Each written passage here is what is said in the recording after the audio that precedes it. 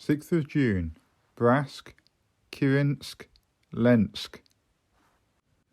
The jovial airport manager collected us at the hotel with a military crew bus for a sightseeing trip around their famous dam, which is the second largest in the world behind the structure in Venezuela.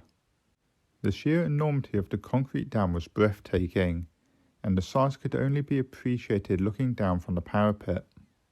Built in the mid-50s, signs of wear are beginning to show with concrete cancer evident. Steel reinforcing rods are rusting, leaving ugly brown streaks on the once pristine white surface, and chips of loose material were being swept into tidy heaps along the access road.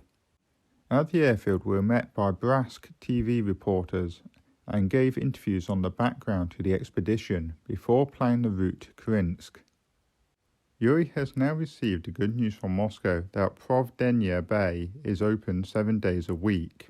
It was feared that it was only a Monday to Friday operation. We will no doubt get more information as we get closer to the Bering Straits.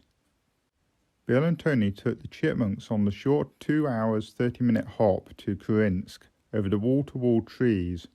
We were now well into the Siberian forest. Kirensk is a small settlement of only a few hundred souls, most of whom work at the airport as there is no other employment.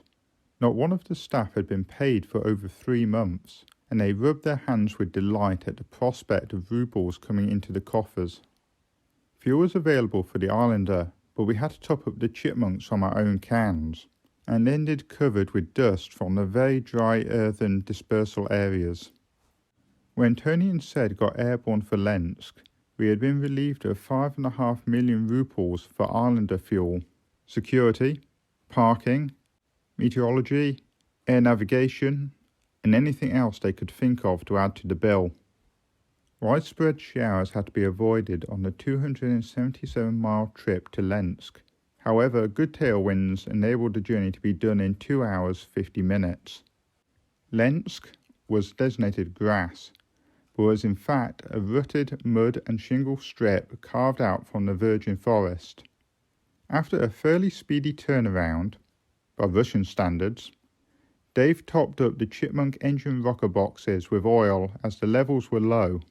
Overall engine oil consumption is working out around 0.8 litres per hour flown, which is not good for straight and level cruise flying.